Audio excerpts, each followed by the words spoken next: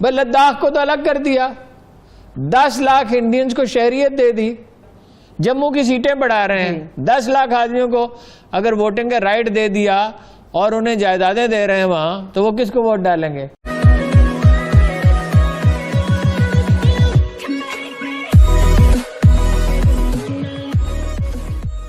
نمسکار دوستو, یہ ہے وائرل فیکٹ. اور اس ویڈیو کے اندر دراصل بات ہو رہی ہے کہ مودی نے ایک میٹنگ کیا کر لی کشمیر کے لیڈرشپ کے ساتھ. پورے پاکستانی میڈیا میں یہاں پہ جلن ہو رہی ہے اور یہاں پہ یہاں تک کیا جا رہا ہے. دراصل ہم لوگ جو ہے, مطلب کہ جو انڈینس ہیں, مین سٹریم میں رہنے والے جو انڈینس ہیں, ان کا کہنا یہ ہوتا ہے کہ یہ جو مفتی اور محبوبہ مفتی اور مفتی جو خاندان تھا, یا پھر کہے کہ عبداللہ خاندان, اسی نے ہی, ان لوگوں نے ہی کشمیر کا بٹا بٹھایا ہے. لیکن یہاں سے تو گالیاں پڑتی ہے, لیکن پاکستان سے بھی گالیاں پڑتی ہے کہ یہ لوگ غدار ہیں, ان لوگوں نے ہمیں سپورٹ نہیں کیا, یہ لوگ انڈیا کے سامنے یا پھر کہے کہ مودی کے سامنے بک گئے ہیں. حالانکہ ہوتا کچھ نہیں, یہ فرسٹریشن ہوتا ہے کہ جو انڈیا کشمیر کو اپنی طرف انوالو کر لیا ہے, 370 ختم کر دیا ہے, وہاں پہ جو پنچایتی الیکشن تھے وہ بھی ہو گئے, اور آنے والے دنوں میں وہاں پہ ودھان سبھا کی الیکشن بھی ہو گئے ہیں. تو اب آنے والے دنوں میں ساری جو پاسبلٹی تھی وہ ایک دم ختم ہو چکی ہے, جو پاکستان کو اپنی فیور میں لگتی تھی اب تک. تو فرسٹریشن ہے تو کہیں نہ کہیں تو اترے گا, یہیں پہ اتر رہا ہے. تو دوستو اسی کے ساتھ یہ ویڈیو شروع کرتے ہیں. اس سے پہلے آپ سے ریکویسٹ ہے کہ تقریباً ہمارے 71-72% ویور ایسے ہیں جو ویڈیوز تو ضرور دیکھتے ہیں لیکن سبسکرائب اب تک نہیں کیا ہے, تو کرپیا کر کے ہمیں سبسکرائب ضرور کر دیں. اور اسی کے ساتھ یہ ویڈیو شروع کرتے ہیں. کی جنگ ہے ہارون صاحب, مودی کی اے پی سی کا کیا نتیجہ نکلا؟ محبوبہ مفتی صاحب نے بڑی لڑائی کی پاکستان کے حوالے سے, کن سے بات کریں؟ جو غداری کا ارتکاب کیا کشمیری لیڈروں نے, دیکھیں جن لوگوں کو بلایا گیا 14 آدمی تھے, فاروق عبداللہ, عمر عبداللہ, محبوبہ مفتی اور لوگ, آزاد صاحب بھی تھے کوئی, ہاں جی, ہمارے میرے دوست ہیں سجاد, وہ بھی تشریف لے گئے ہیں جی.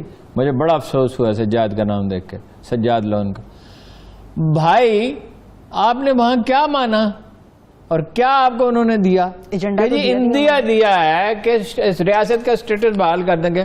بھائی لداخ کو تو الگ کر دیا, 10 لاکھ انڈینز کو شہریت دے دی, نئی حلقہ بندیاں وہ تیاری کر رہے ہیں, امریکہ کا دباؤ ہے, دنیا کو شکل دکھانی ہے, جسٹیفیکیشن پیدا کرنی ہے. دیکھیں نا, وہ ان کی بڑی کامیابی ہے, انہوں نے 9/11 سے اس کو نتھی کر دیا. جو حریت پسند ہے ان کو تو ٹیررسٹ کہتے ہیں دنیا کے سامنے. ہم نے کوئی کمپین چلائی نہیں ہے. کشمیر کے جو سفیر ہیں جناب عمران خان صاحب, انہوں نے نہ اسٹیبلشمنٹ, سیاسی جماعتوں کو پرواہ ہی نہیں ہے. مجھے یاد ہے کہ زرداری نے کہا تھا کہ محبوبہ مفتی اور فاروق, عمر عبداللہ, اور یہ یہاں سے ایک آدھ نوجوان کا نام لیا تھا کہ یہ کشمیر کی آئندہ لیڈرشپ ہے. ذرا اندازہ لگائیں, یعنی 60 سال سے 65 سال سے مقتل میں کھڑا علی گیلانی, وہ چھت سے اس کو دھکا دیا, وہ اس کو بیمار پڑا ہوا ہے. یاسین ملک کو 25-26 سال کی جیل کاٹی اس نے. شبیر کیا نام ہے اس کا, آسیہ اندرابی, کتنے لوگ ہیں, لاکھوں آدمی مارے گئے. کیا عادت یہ کریں گے پرو انڈیا؟ یہ ہمارے لیڈروں کی ذرا حال ملاحظہ فرمائیں. مجھے یاد ہے ان کی پارٹی ایک لیڈر نے, اب دنیا میں نہیں, میں نام نہیں لیتا, انڈیا سے واپس آیا تو کراچی کے ایئرپورٹ پہ کہا کہ انڈینز کو ہم کو شکایت ہے ہم سے کہ ہم ٹیررزم کرتے ہیں. 1 لاکھ آدمی کشمیر میں مر گیا, 60-70 ہزار شہری ہمارے مر گئے, ٹیررسٹ ہمیں. کیسی بات ہے؟ ہماری پولیٹیکل لیڈرشپ کا حال کیا ہے؟ انڈیا دیا ہے, بھائی لداخ کو تو الگ کر دیا, جموں کی سیٹیں بڑھا رہے ہیں, 10 لاکھ آدمیوں کو اگر ووٹنگ کا رائٹ دے دیا اور انہیں جائیدادیں دے رہے ہیں وہاں, تو وہ کس کو ووٹ ڈالیں گے؟ وہ ایک حکومت بنانی ہے محبوبہ مفتی کے ساتھ مل کے, یا فاروق عبداللہ کے ساتھ, عمر عبداللہ کے ساتھ مل کے, یا ایک اسی طرح کا کمبینیشن, ایک جعلی حکومت بنانی ہے. لیکن بہت کم ووٹ پڑیں گے, مگر یہ کہ لوگ بہرحال اتنی مصیبت میں ہیں کہ ممکن ہے کہ وہ اس کو بھی گوارا کر لیں, کوئی بلدیاتی الیکشن ہو جائیں, کچھ یہ ہو جائے. لیکن محبوبہ مفتی نے بڑی زبردست آواز, انہوں نے کہا کہ جی اگر آپ طالبان سے مذاکرات انڈیا کر سکتا ہے تو پاکستان سے کرے. یہ کشمیریوں کو سنانے کے لیے بھائی 370 کی بات کر رہے ہیں, وہ بھی وہ نہیں مان رہا, وہ بھی یہ کہہ رہا ہے کہ بس الیکشن کرا دیں کہ ایک صوبہ بن جائے گا.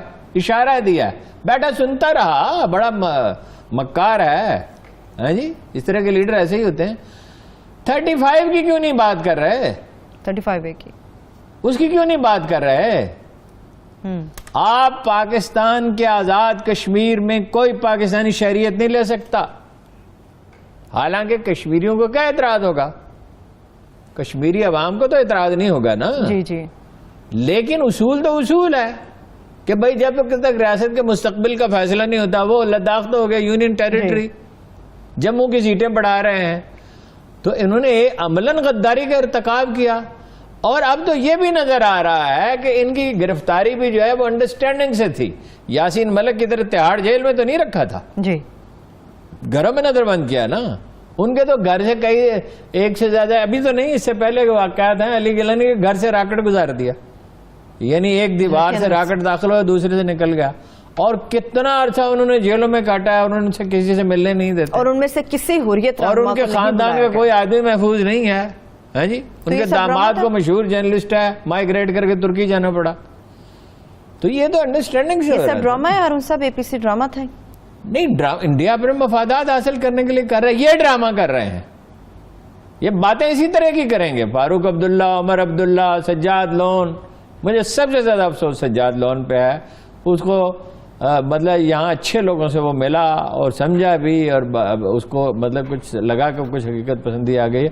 اور بھی لوگ یہ ہیں اقتدار کے پیسے کے بھوکے غلام ابن غلام, جیسے ہماری اشرافیہ ہے کہ امریکہ تمہارے سر پہ تھوکتا ہے اور تمہارا مذاق اڑاتا ہے اور تمہیں غلاموں کی طرح ٹریٹ کرتا ہے, پھر بھاگے ہوئے اس کے پاس جاتے ہو. کیا کہا تھا نواز شریف نے اس کے پاس بیٹھ کے, وہ چھوٹی چھوٹی چٹوں سے پڑھ کے جب سنا رہا تھا کہ ہمیں پہلے اپنا گھر ٹھیک کرنا چاہیے. ہمارا گھر تو امریکہ نے خراب کیا ہے, ہم نے تو جو غلطیاں کی, تو ہم اپنا گھر اگر ٹھیک کرنا چاہتے ہو تو اپنے گھر میں بیٹھ کے بات کریں. اوباما کے پاس بیٹھ کے بات کرنے کا کیا مطلب ہے؟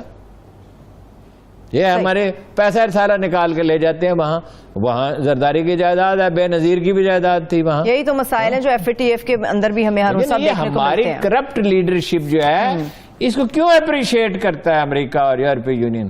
کیوں نہیں کبھی اس کے خلاف اخبار میں چھپتا رہتا ہے؟ 900 آرٹیکل چھپے تھے زرداری کے بارے میں. بی بی سی نے فلم بنائی نواز شریف پہ بھی, اس پہ بھی ان کی کرپشن پہ بھی, اپنے لوگوں کو وہ بتاتے رہتے ہیں, لیکن کیوں ان کی مدد و سرپرستی کرتے ہیں حتیٰ کہ. ٹھیک ہے, آخری 2 منٹ ہارون صاحب, انشاءاللہ اس کے اوپر پھر تفصیل سے بات کریں گے. مگر اب کچھ گیس کا معاملہ ہے, سندھ بھی رو رہا ہے گیس کے اوپر. تحریک بجھ نہیں سکتی, ایک ذرہ اخلاص بھی اللہ کبھی ضائع نہیں کرتا. جن لوگوں نے سوچ سمجھ کے اپنی زندگیاں قربان کی ہیں وہ رائے گاہ نہیں ہو سکتی, اور پاکستانی قوم ان لوگوں کو کبھی معاف نہیں کرے گی جو اس پہ خاموش رہیں گے, چاہے وہ کوئی ہو.